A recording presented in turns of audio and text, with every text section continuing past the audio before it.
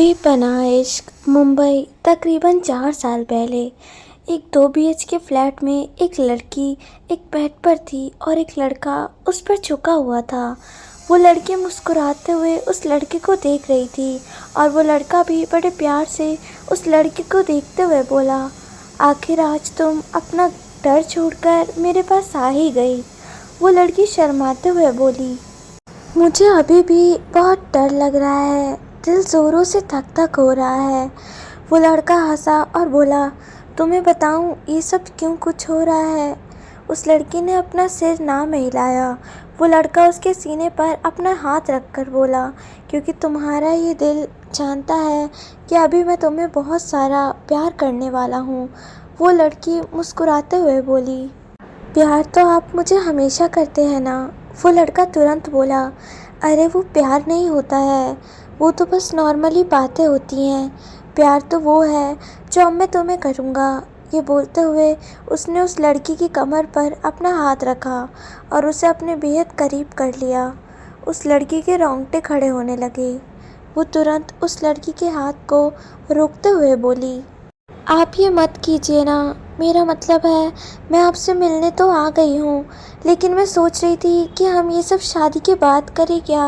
वैसे भी आपने कहा है कि आप बहुत जल्दी अपने घर पर हमारी शादी की बात करने वाले हैं। मैंने भी घर पर आपके बारे में सबको बता दिया है। उसकी बात सुनकर उस लड़की की आंखें बड़ी हो गई, लेकिन फिर वो तुरंत खुद को कंट्रोल करते हुए बोला, शादी का क्या है, शादी तो होती रहेगी, पर अभी फ़िलहाल तुम मुझे खुद को प्यार करने दो। मेरा मूड मत ख़राब करो। तुम जानती हो बिज़नेस की वजह से मैं कितना स्ट्रेस में रहता हूँ। अब मुझे अपना स्ट्रेस दूर करने दो। ये बोलते हुए वो उस लड़की के फिर करीब आया और अब उस लड़की के गर्दन पर झुका और उसे प्यार से चूमने लगा। उस लड़की की सांसें गहरी होने लगी। वो लड़की पूरी तरह से सिहर रही थी। वो लड़का कभी उस लड़की को चूमता तो कभी उसकी गर्दन को, कभी उसके एयरबॉल को तो कभी उसके सीने को। वो लड़की भी पहले ऐसे ज़्यादा डर रही थी, लेकिन अब उस लड़के के होठों पर अपने बदन पर महसूस कर वो भी थोड़ा मदहोश होती जा रही थी। हालांकि हलचल अभी भी उसके दिल में बहुत ज़्यादा हो रही थी। अब वो लड़का पूरी तरह से उस लड़की पर झुका तो वो लड़की अचानक से सिहर उठी और उसके हाथ बेडशीट पर कस गए। उस लड़के ने तुरंत उसके होठों पर अपने होठ रखे और उसके सिहरन को अपने अंदर समा लिया। उस लड़की की आंखें नम हो गई, लेकिन कहीं ना कहीं उसके दिल में एक सुकून भी था कि अब उसका और उसके प्यार का रिश्ता पूरा हो गया। कितने दिनों से उसने उस लड़की को ये कहकर टाला हुआ था कि वो शादी से पहले उसके साथ कुछ नहीं कर सकती, लेकिन अब आखिर उन दोनों के बीच वो रिश्ता बन ही गया था जो सिर्फ एक पति पत्नी के बीच होता है। वो लड़का उसकी तरफ देखते हुए बोला, तुम्हारी ये गहरी सिसकियाँ सुनकर मैं पागल हो रहा हूँ। वो लड़की दर्द में भी हल्का सा मुस्कुराई और बोली, पागल तो मैं आपके प्यार में हो रही हूँ आगाज़। I love you a lot. अब 4 साल बाद मुंबई रात के तकरीबन 11 बजे दो दोस्त एक सड़क से गुजर रहे थे। तभी एक की नज़र सड़क के किनारे पर गई, जहाँ पर एक लड़की नीचे ज़मीन पर लगभग से लेटी हुई थी और उसके साथ ही एक तकरीबन 4 साल का छोटा बच्चा बैठा था। उन दोनों को देखकर उसने जल्दी से अपने दोस्त पीयूष को भी उस तरफ देखने का इशारा किया। उस लड़की और उस छोटे बच्चे को देखने के बाद उन दोनों में अब एक दूसरे की तरफ देखा और उन दोनों की नज़रों में बेशर्मी साफ कह रही थी। वो दोनों तुरंत उस लड़की और उस छोटे बच्चे के पास आए। वो बच्चा डर से एकदम सहम गया और उसने तुरंत अपनी माँ के आगे आकर उसे कवर कर लिया और बोला, मेरा भी पागल नहीं है, ये बिल्कुल ठीक है। आप लोग प्लीज़ इन्हें कहीं मत लेकर जाइए। वो लड़का अनिल उसे बच्चे की तरफ देखते हुए बोला, आप इतना डर क्यों रहे हैं बेटा। हमने कब कहा कि आपकी माँ पागल है। हम उन्हें कहीं भी लेकर जाने नहीं आए हैं। हम तो उनका हालचाल जानने आए हैं। आपने हमें पहचाना नहीं क्या। हम पहले भी यहाँ पर बहुत बार आए हैं आपकी माँ का हालचाल जानने के लिए। उसकी बात सुनते हुए पीयूष तिरछी मुस्कुराहट के साथ उसे देख रहा था। अनिल सभी बोल रहा था। वो दोनों वहाँ से कुछ ही दूरी पर रहते थे और एक नंबर के बदमाश और आवारा किस्म के लड़के थे जो अक्सर रात को यहाँ आया करते थे उस लड़की की तलाश में, क्योंकि उन्हें अपनी चटिया हवस को पूरा करना जो होता था। यूँ बच्चा अनिल और पीयूष की तरफ देखते हुए बोला, हाँ अंकल, अब मैं आपको पहचान गया। वो क्या है ना, अभी थोड़ी देर पहले कुछ लोग मेरी माँ को लेने आए थे, तो वो बोल रहे थे कि मेरी माँ पागल है, पर मुझे पता है मेरी माँ पागल नहीं है। वो लोग कहीं मेरी माँ की मुझसे दूर न ले जाएं, बस इसलिए मैं डर गया था। पीयूष तुरंत से बोला, वो सब छोड़ो, लेकिन पहले तुम ये बताओ कि तुमने कुछ खाया।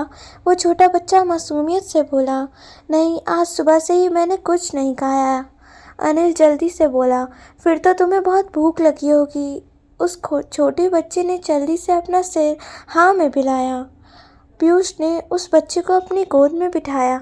हालांकि उसे ऐसा करते वक्त बहुत ही ज़्यादा अजीब लग रहा था, क्योंकि वह बच्चा दिखने में ऐसा लग रहा था जैसे कई दिनों से नहाया नहीं। उसके कपड़े भी पूरी तरह से फटे हुए थे और चेहरे पर धूल मिट्टी साफ नज़र आ रही थी।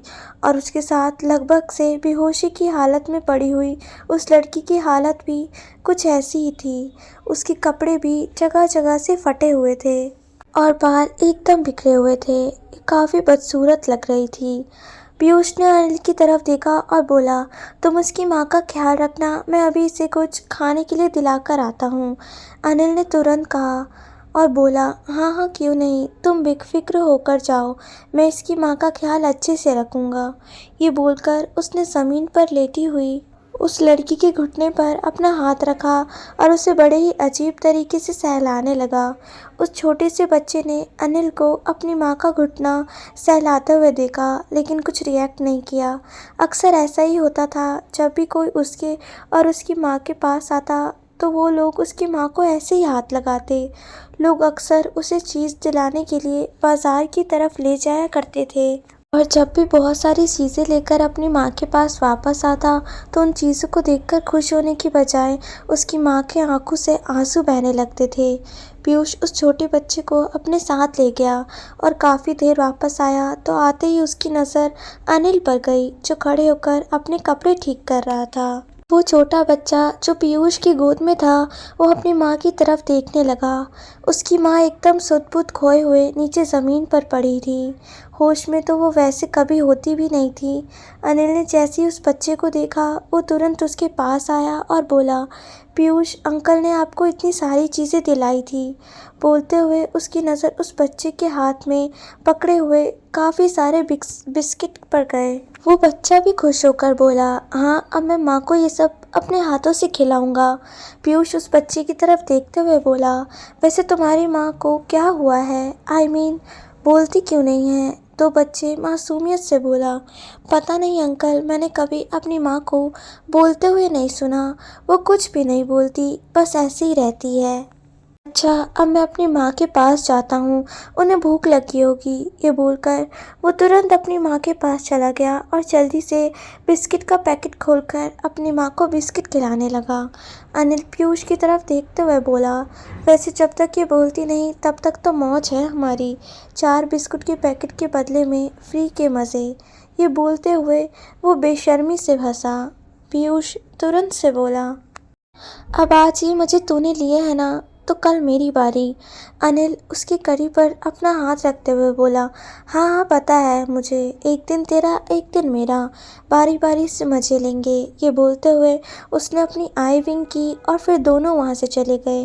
वहीं दूसरी तरफ वो लड़की जो नीचे ज़मीन पर गिरी हुई थी, अब उसने नज़रें घुमाकर उस मासूम से बच्चे की तरफ देखा। लड़का अपनी माँ की तरफ देखते हुए बोला, माँ अब कब ठीक होगी? कब हम लोग अपने घर पर जाएंगे? आप कुछ को बोलती भी नहीं हैं। सब लोग आपको पता नहीं कैसी नज़रों से देखते हैं। सब आपको पागल बोलते हैं। मुझे बिल्कुल भी अच्छा नहीं लगता। आप जल्दी से ठीक हो जाओ ना माँ। ये बोलते हुए भी लड़का भी रो रहा था। कुछ देर बाद बड़ी ही मासूमियत से उसने अपने आंसुओं की खुद साफ किया और फिर अपने हाथ में पकड़े हुए बिस्किट के पैकेट में से एक एक कर बिस्किट निकालना शुरू किया और उस पूरे पैकेट को ख़त्म कर दिया। अब उसकी भूख शांत हो चुकी थी। वो वहीं अपनी माँ के पेट पर अपना सिर रखकर सो गया।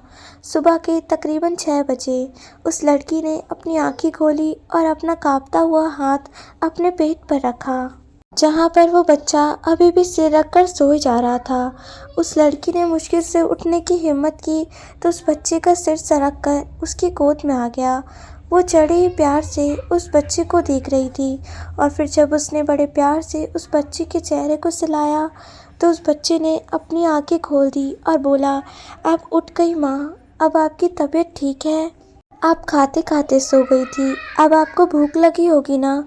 ये बोलते हुए उसने अपने आसपास देखना शुरू किया। कल वो 2-3 बिस्किट के पैकेट लेकर आया था, लेकिन अब वहाँ पर कुछ भी नहीं था। उसने तो सिर्फ एक ही बिस्किट का पैकेट खाया था, तो बाकी के 2 कहाँ गए? ये सोचते हुए वह परेशान हो रहा था कि तभी उसकी नज़र सामने खड़े एक कुत्ते पर गई। वो बिस्किट के पैकेट को फाड़कर उनमें से बिस्किट खा रहा था। उस लड़के का दिल एकदम से मायूस हो गया। उसके पास खाने के लिए सिर्फ वही बिस्कुट के पैकेट थे। वो तुरंत अपनी माँ की गोद में से उठा और जल्दी से उस कुत्ते की तरफ भागा तो वो कुत्ता तुरंत सड़क के दूसरे किनारे पर चला गया, लेकिन उस लड़के ने अभी भी उसका पीछा नहीं छोड़ा। वो भी जल्दी से अब सड़क के दूसरे किनारे भागा, लेकिन अभी उसने अपने कुछ ही कदम आगे बढ़ाए थे कि अचानक से ही सामने रोड की तरफ से आती हुई एक गाड़ी की उसके साथ ज़ोर से टक्कर हो गई और वो लड़का सड़क के किनारे पर जाकर गिरा।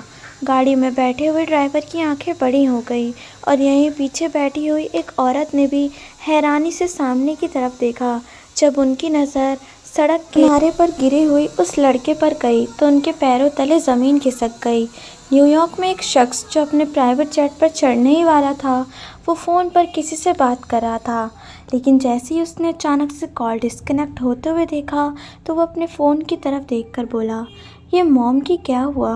पहले तो सुबह से फ़ोन करके मुझे परेशान कर रही थी और अब मैंने उन्हें फ़ोन किया तो हेलो कहते ही फ़ोन डिस्कनेक्ट कर दिया।" एक आदमी उस शख्स के सामने आकर खड़ा हुआ और बोला, "बॉस, हमें देरी हो रही है, हमें जल्द से जल्द इंडिया पहुंचना है।" उसकी बात सुनकर उस शख्स ने वापस अपने फ़ोन की तरफ देखा। वो शख्स कोई और नहीं, आगाज़ चौहान था। आगाज़ चौहान इंडिया का टॉप बिजनेसमैन। उसने अपना फ़ोन स्विच ऑफ किया और फिर चेहरे पर बेहद तिरछी मुस्कुराहट लिए बोला, "यस ऑफ कोर्स, हमें जल्द से जल्द इंडिया पहुंचना है। मैं खुद वेट नहीं कर पा रहा हूं तबाही के उस मंजर को देखने के लिए जिसकी वजह मैं हूं।" ये बोलकर उस प्राइवेट जेट में बैठ गया और उसके बैठते ही उस प्राइवेट जेट ने उड़ान भर दी थी। वहीं दूसरी तरफ सड़क के किनारे पर खून से लथपथ यहाँ एक लड़का बेहोश हो चुका था। उसका एक्सीडेंट देखकर सड़क के दूसरे किनारे जो लड़की पागलों की हालत में थी, वो अपने पैरों पर खड़े होने की हालत में भी नहीं थी, पर उसने मुश्किल से हिम्मत की और लगभग से भागते हुए अपने बेटे के पास आई। लेकिन वो अपने बेटे के पास पहुंचती उससे पहले ही उसकी हिम्मत टूट चुकी थी और वो उसके करीब आते ही खुद भी बेहोश होकर नीचे ज़मीन पर गिर गई। वैष्णवी चौहान, जो अपनी गाड़ी से बाहर निकलकर उस बच्चे को देखने आई थी, जब उन्होंने एक लड़की की भी आकर वहां गिरते हुए देखा, तब उसकी परेशानी और भी ज़्यादा बढ़ गई। वो तुरंत उन दोनों की तरफ देखते हुए बोली, "प्लीज़ ड्राइवर, मेरी हेल्प करो, हमें इन दोनों को जल्द से जल्द यहाँ से हॉस्पिटल लेकर जाना है।" वो ड्राइवर परेशान होते बोला, "लेकिन हम ऐसे कैसे इन्हें लेकर जा सकते हैं? मेरा मतलब है इनकी हालत।" वैष्णवी जी गुस्से से बोली, "तुम्हें शर्म नहीं आ रही ये बात कहते हुए? माना उसकी हालत थोड़ी ख़राब है, लेकिन इसका मतलब ये नहीं कि हम इन्हें यूं ही दर्द में तड़पते हुए सड़क पर छोड़कर चले जाएं। हमें इन्हें लेकर जल्द से जल्द डॉक्टर के पास जाना होगा। अगर इन्हें कुछ हो गया तो मैं खुद को कभी माफ़ नहीं कर पाऊंगी।" ड्राइवर वैष्णवी जी की बात सुनकर बोला, "मैं आपकी बात समझ रहा हूँ मेम साहब, लेकिन मेरे कहने का मतलब ये था कि अगर हम इन्हें लेकर हॉस्पिटल जाएंगे तो कहीं मालिक इस बात पर आपसे नाराज़ ना हो जाएं। आज वो इंडिया वापस आ रहे हैं और आप तो जानती ही हैं कि मीडिया वाले वैसे भी उनके पीछे पड़े रहते हैं। ऐसे ही कहीं कोई नेगेटिव कंट्रोवर्सी ना हो जाए। ड्राइवर की बात सुनकर अब वैष्णवी सी सोच में पड़ चुकी थी।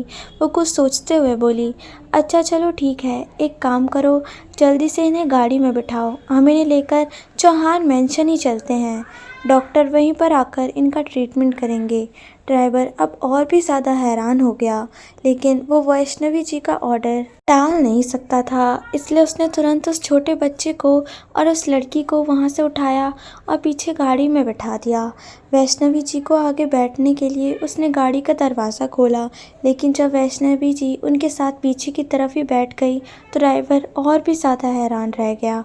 वैष्णवी जी उस लड़की की तरफ देख रही थी जो बेहद मासूम नज़र आ रही थी। वो छोटा बच्चा तो और भी ज़्यादा मासूम था।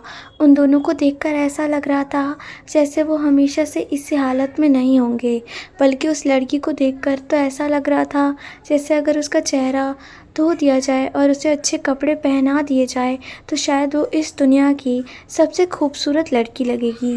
वैष्णवी जी की पारखी नज़र उन दोनों की ऊपरी हालत को नहीं, बल्कि उस धूल मिट्टी के पीछे छिपी उनकी मासूमियत और उनकी सच्चाई को देख रही थी।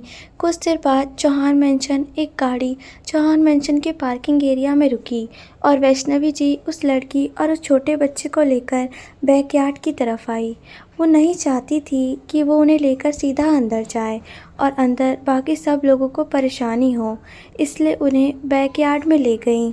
डॉक्टर भी बैकयार्ड में आकर उनका ट्रीटमेंट कर रहे थे। जैसे ही डॉक्टर ने उस लड़की की तरफ देखा वो हैरान रह गए। वो तुरंत बोले, ये किसे उठाकर ले आई हैं आप वैष्णवी जी? माफ़ करिएगा, लेकिन प्लीज़ आप इन्हें जहाँ से लेकर आई हैं वहाँ पर इन्हें वापस छुड़वा दीजिए। डॉक्टर की बात सुनकर वैष्णवी जी ने उन्हें घूर कर देखा और बोली, आप अपने काम से काम रखिए डॉक्टर साहब, कहीं ऐसा ना हो आप काम से जाएं। ये बोलते हुए उनके चेहरे पर वही गुरूर था जो आगाज़ चौहान के चेहरे पर हमेशा रहता था। डॉक्टर ने जल्दी से उस लड़की का ट्रीटमेंट शुरू किया। उनके हाथ बुरी तरह से काँप रहे थे। उन्हें उस लड़की की हालत वैष्णवी जी को बताते हुए भी बहुत हिचकिचाहट हो रही थी, इसलिए उन्होंने ज़्यादा वैष्णवी जी से कुछ कहा ही नहीं और बस उस लड़की के ऊपर जख्मों पर दवा वगैरह लगाई और कुछ दवाइयाँ उस लड़की के लिए और कुछ दवाइयाँ उस बच्चे के लिए देकर वहाँ से चले गए। वैष्णवी जी ने वहाँ पर खड़ी हुई एक सर्वेंट की तरफ देखा और बोली, अब तुम इन दोनों का ख्याल रखना और जब इन्हें होश आ जाए तब तुम मुझे बताना, मैं तब इनसे इनका पता ठिकाना पाऊँगी, फिर इन्हें इनके घर पर वापस पहुँचा देंगे, तब तक तुम यहीं पर रहना। ये बोलकर वैष्णवी जी वहाँ से बाहर की तरफ चली गई और चौहान मेंशन के अंदर आ गई। वो सर्वेंट एकटक नज़रों से उस लड़की की तरफ देख रही थी। रात का वक्त तकरीबन 1 बजे एक गाड़ी चौहान मेंशन के अंदर एंटर हुई और जैसे ही वो गाड़ी पार्किंग एरिया में रुकी, उसकी ड्राइविंग सीट से एक शख्स बाहर निकला। उस शख्स ने इस वक्त एक ब्लैक कलर की शर्ट और डेनिम जीन्स पहनी हुई थी। वो शख्स चौहान मेंशन की तरफ देख रहा था और चौहान मेंशन की तरफ देखते हुए उसके चेहरे पर हल्की हल्की मुस्कुराहट थी। तभी उसे पीछे गार्डन एरिया से कुछ आवाज़ें आईं, जैसे कोई बच्चा खिलखिलाकर हंस रहा हो। तहाँ तक वो शख्स जानता था चौहान मेंशन में तो कोई बच्चा दूर दूर तक नहीं था, लेकिन ये आवाज़ किसी बच्चे की ही थी, ये वो शख्स यकीनन कह सकता था। वो तुरंत उस आवाज़ का पीछा करते हुए बैकयार्ड की तरफ बढ़ने लगा। जैसे ही वो बैकयार्ड में थोड़ा अंदर की तरफ आया, उसकी नज़र सामने ही बेड पर बैठी हुई एक लड़की पर गई, जिसके सामने ही एक छोटा बच्चा बैठा था और वो दोनों आपस में कुछ गेम खेल रहे थे। वो लड़की बार बार अपने हाथ मुट्ठियों में बांधकर उस बच्चे के आगे करती। शायद उसने अपने हाथों में कुछ छुपा रखा था। जब वो बच्चा सही गैस करता तो उस लड़की का चेहरा मायूस हो जाता, लेकिन जब वो बच्चा गलत गैस करता तो वो लड़की खिलखिलाकर हंसने लगी। उन दोनों को देखते हुए वो शख्स गुस्से से कांपने लगा था। वो कोई और नहीं, खुद आगाज़ चौहान था, जो आज न्यूयॉर्क से वापस इंडिया आया था और इंडिया आते ही वो सीधे चौहान मेंशन आया था।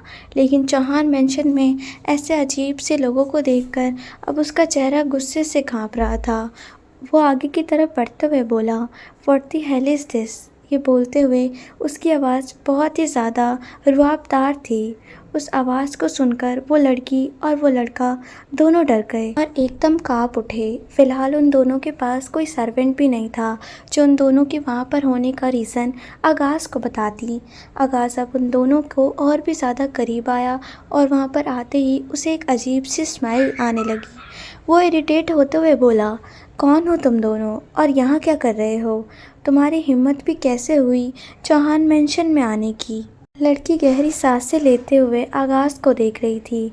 वहीं वो लड़का अपनी जगह से खड़ा हुआ और आगाज़ के बिल्कुल करीब होने लगा। वो आगाज़ से कुछ कहना चाहता था, लेकिन तभी उस लड़की ने उस बच्चे को पीछे की तरफ खींच लिया और उसे बेड पर बिठाकर अपने होठों पर उंगली रखकर उसे चुप रहने का इशारा किया। वो बच्चा तुरंत बोला, लेकिन माँ। इससे आगे वो कुछ कहता उससे पहले ही वो लड़की आगाज़ की तरफ घूम गई और सीधा उसके पास आ गई। आगाज़ पीछे की तरफ हटने लगा। उसे उस लड़की को देखते हुए बहुत गंदी सी फीलिंग हो रही थी, लेकिन वो पीछे हटता उससे ही पहले उस लड़की ने आगाज़ के बिल्कुल करीब आकर उसके गिरेबान पर अपने हाथ रख दिए। आगाज़ की आंखें बड़ी हो गई। वो ज़ोर से उस लड़की को धक्का देने लगा, लेकिन उससे पहले ही उस लड़की ने उसके होठों पर अपने होठ रख दिए और उसे किस करने लगी। आगाज़ अपनी जगह पर खड़ा बड़ा सुन्न था। उसने ज़ोर से उस लड़की को धक्का दिया तो वो लड़की सीधा ज़मीन पर जाकर गिरी, लेकिन उसने आगाज़ के कपड़ों को नहीं छोड़ा तो आगाज़ भी उसके ऊपर ही गिरा। उस लड़की ने दर्द से उफ तक भी नहीं की और अपनी मासूम सी नज़रों से आगाज़ को देखती रही। वो आगाज़ को देखते हुए बड़े ही तड़प लेकिन प्यार भरी आवाज़ में बोली, आप आ गए। उसकी बात सुनकर आगाज़ और भी ज़्यादा हैरान हुआ। ये कुछ बोलता उससे पहले ही वो लड़की बेहोश हो गई और उसका चेहरा जो आगाज़ के हाथों में ही था उसके हाथों में ही झूल गया। बच्चा जो अब तक अपने होठों पर उंगली रखकर बैठा था वो तुरंत आगाज़ और अपनी माँ के पास आया और आगाज़ की तरफ देखकर हाथ जोड़ते हुए बोला, मेरी माँ पागल नहीं है। प्लीज़ आप उसे डांटो मत। प्लीज़ आप उसे कहीं भेजना मत। मेरी माँ ने कुछ गलत नहीं किया है। उसने आपसे पैसे नहीं चुराए, उसने किसी को मारा भी नहीं, उसने आपका सामान भी नहीं चुराया। प्लीज़ आप उन्हें पुलिस को मत देना, उन्हें पागल मत कहना। हम दोनों यहाँ से चले जाएंगे। मैं अभी माँ को लेकर यहाँ से चला जाता हूँ। ये बोलकर वो तुरंत अपनी माँ को उठाने की कोशिश करने लगा। ये अपनी माँ के चेहरे को थपथपाते हुए बोला, माँ अपनी आंखें खोलो, ये लोग आपको पागल खाने भेज देंगे। माँ प्लीज़ जल्दी यहाँ से चला लो। वो लगातार अपनी माँ को उठाने की कोशिश कर रहा था, लेकिन उसकी माँ आंखें नहीं खोल रही थी। तभी आगाज़ उस बच्चे की तरफ देखते हुए बोला, ये लड़की तुम्हारी माँ है? उस बच्चे ने तुरंत अपना सिर हिलाया। आगाज़ ने एक बार फिर से पूछा, तुम्हारा नाम क्या है? ये बच्चा मासूमियत से बोला, आस्तिक। आगाज़ ने अब कोई सवाल नहीं किया और चुपचाप उस लड़की को देखने लगा जिसका सर अभी उसके हाथ में था। उसने अपने दूसरे हाथ की उंगलियों से अपने होठों को छुआ जहाँ पर उस लड़की ने बड़े ही शिद्दत से चूमा था। तभी वो बच्चा एक बार फिर से रोने लगा और बोला, प्लीज़ अंकल, मैं आपके आगे हाथ जोड़ता हूँ, आप मेरी माँ को कहीं भी भेजिएगा मत। अब उन्हें होश आ जाएगा तो मैं खुद उन्हें यहाँ से ले जाऊँगा, लेकिन प्लीज़ तब तक हमें यहाँ रहने दीजिए। वो ऐसे अक्सर बेहोश हो जाया करती है और फिर अगले दिन उठ जाया करती है। कल वो सुबह ज़रूर उठ जाएंगी। आप हमें तब तक यहाँ रहने दीजिए। बच्चे की तरफ देख रहा था। हालांकि उसे ओसीडी की प्रॉब्लम थी, जिसकी वजह से वो अपने आसपास गंदगी बर्दाश्त नहीं कर सकता था, लेकिन ना चाहते हुए भी अब वो उस बच्चे पर से अपनी नज़र नहीं हटा पा रहा था। ये उस लड़कों की तरफ देखते हुए बोला, तुम अपनी माँ के साथ रहते हो? वो लड़का रोते हुए बोला, पहले तो हम चाचा चाची के घर रहते थे, लेकिन कुछ दिन पहले मेरी माँ ने चाची को मार दिया। उसके बाद हम यहाँ पर आ गए और अब तक हमारा कोई घर नहीं है। जब मैं बड़ा हो जाऊँगा तो मैं अपनी माँ को बड़ा सा घर लेकर दूँगा, लेकिन अभी तो हम भी बड़ी वाली सड़क है ना, वहीं पर रहते हैं। ये बोलते हुए उसका चेहरा मायूस हो गया। आगाज़ ने जैसे ही उस बच्ची की बात सुनी, उसकी आंखें फटी की फटी रह गई। तुरंत जब बेहोश पड़ी उस लड़की की तरफ देखा तो एकदम दुबली पतली सी लग रही थी, जैसे सालों से उसने ढंग से खाना न खाया हो। हड्डियां उसके जिस्म से साफ दिखाई दे रही थी और उसने किसी का मर्डर किया है, ये बात हज़म करनी बहुत मुश्किल थी। आगाज़ उस बच्ची की तरफ देखते हुए बोला, तुम्हारी माँ ने तुम्हारी चाची को क्यों मारा? वो बच्चा तुरंत बोला, वो मेरी चाची नहीं थी, बस माँ उन्हें चाची बोलती थी, लेकिन वो बहुत गंदी थी, मुझे खाना नहीं देती थी और मुझसे बहुत सारे बर्तन धुलवाती थी। वो माँ को बहुत परेशान करती थी, तो मैंने उन्हें मना किया कि वो मेरी माँ को परेशान न करे, लेकिन बदले में उन्होंने मुझे मारना शुरू कर दिया। तो उन्होंने चाची का सर बड़े पत्थर पर मारा और चाची मर गई। आगाज़ ने अपने माथे पर अपना हाथ रखा और तुरंत अपनी जगह में खड़ा होकर बोला, व्हाट रबिश, ये सब क्या बकवास किए जा रहे हो तुम? मैं बहुत अच्छी तरह से जानता हूँ कि तुम्हें भिखारी बनाने से पहले तुम्हें ट्रेनिंग दी जाती होगी, लेकिन अपनी ट्रेनिंग स्किल तुम मुझे मत दिखाना। मेरे सामने ये फालतू का ड्रामा करने की कोशिश मत करो। मुझे नहीं पता तुम यहाँ पर कैसे आए और कैसे नहीं, लेकिन कल सुबह होते ही अपनी माँ को लेकर यहाँ से दफ़ा हो जाना, वरना मैं पुलिस को कॉल करूँगा और ऐसा अंदर करवाऊँगा कि पूरी ज़िंदगी अपनी माँ को उठाते रह जाओगे, लेकिन उसकी बेहोशी खत्म नहीं होगी।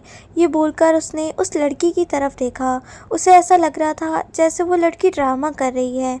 आगाज़ तुम वहाँ से मेंशन के आगे की तरफ आ गया और वो बच्चा मासूमियत से अपनी माँ को देखने लगा।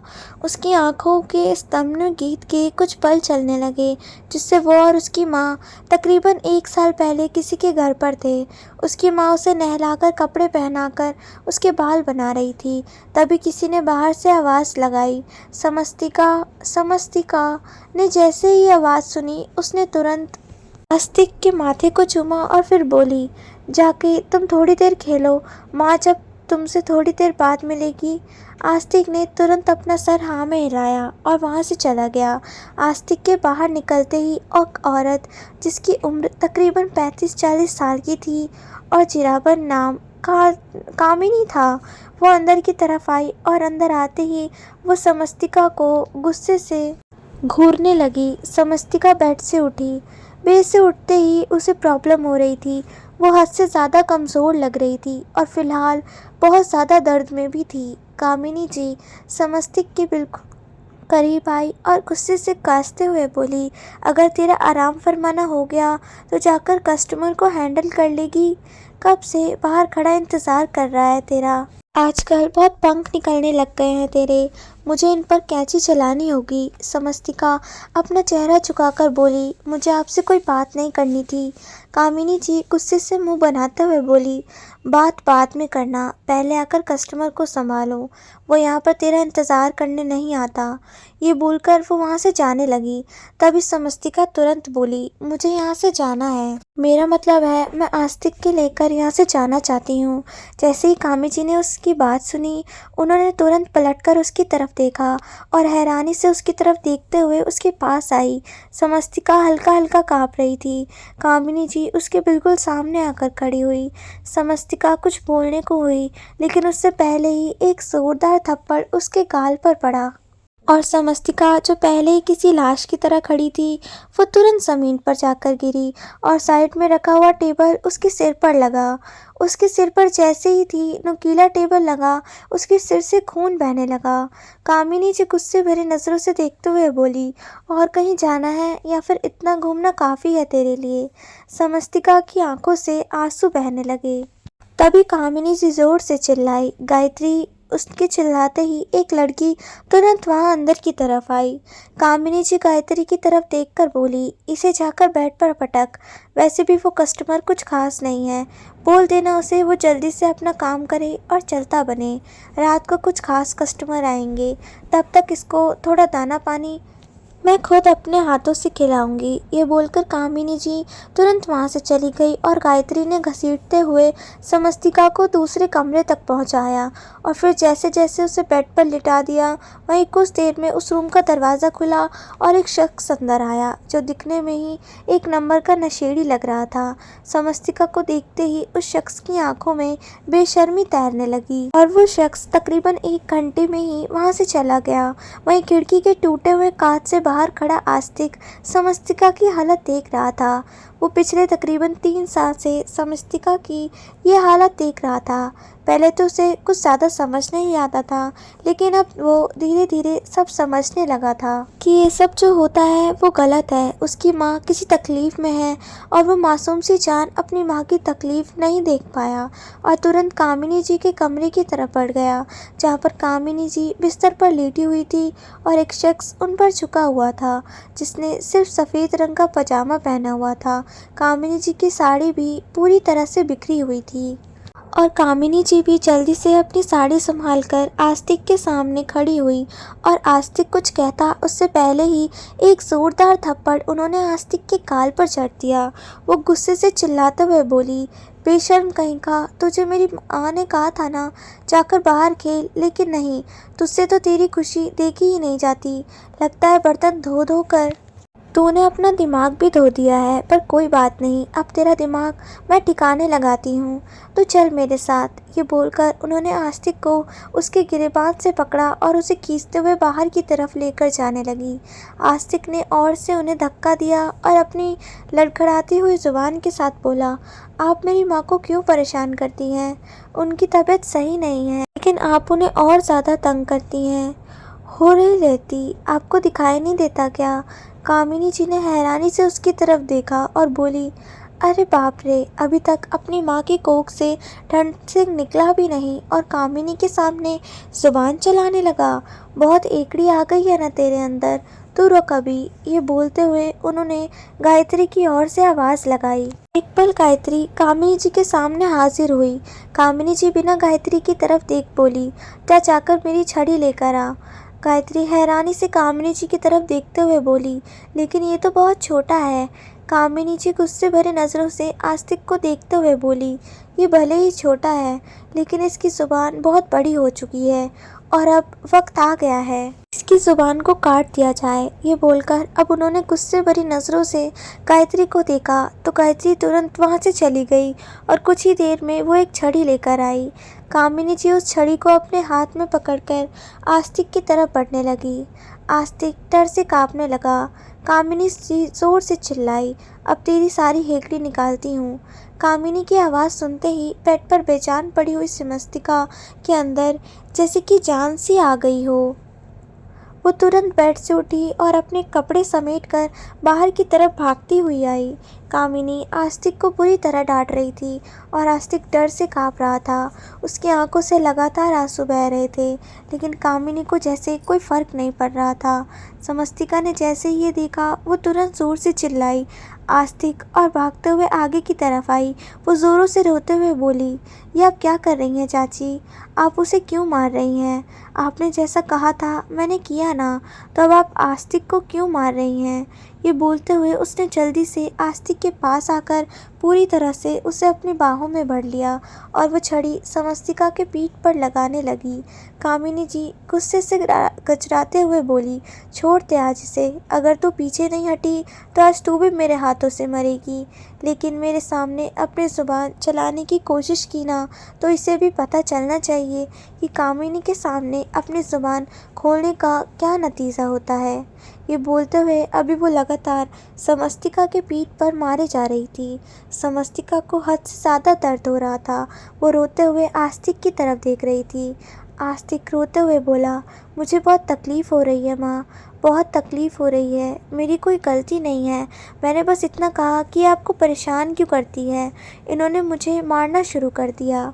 समस्तिका को समझ नहीं आ रहा था कि वो क्या करे। कामिनी रुक ही नहीं रही थी। वो रोते हुए गिड़गिड़ा कर बोली, प्लीज़ चाची ऐसा मत करो, आस्तिक बच्चा है, उससे गलती हो गई, मैं आपके आगे हाथ छोड़ती हूँ, प्लीज़ चाची। ये बोलते हुए अचानक ही उसकी नज़र अपनी गोद में सिमटे हुए आस्तिक पर गई, जिसकी आंखें बंद हो चुकी थी। समस्तिका को ऐसा लगा जैसे उसने आस्तिक को पूरी तरह से खो दिया। वो एकदम सुन्न हो गई। आस्तिक को देखते हुए उसकी आंखों से जो आंसू बह रहे थे वो अचानक से रुक गए और उसने आस्तिक को अपनी गोद से बाहर कर दिया। कामिनी तुरंत दूसरी तरफ से घूमते हुए आस्तिक की तरफ आई और उसने छड़ी से मारने लगी, लेकिन अचानक ही समस्तिका ने अपने हाथ से उनकी छड़ी को रोक लिया और एकटक नज़रों से उन्हें देखने लगी। इस वक्त समस्तिका की नज़रें आग की तरह जल रही थी।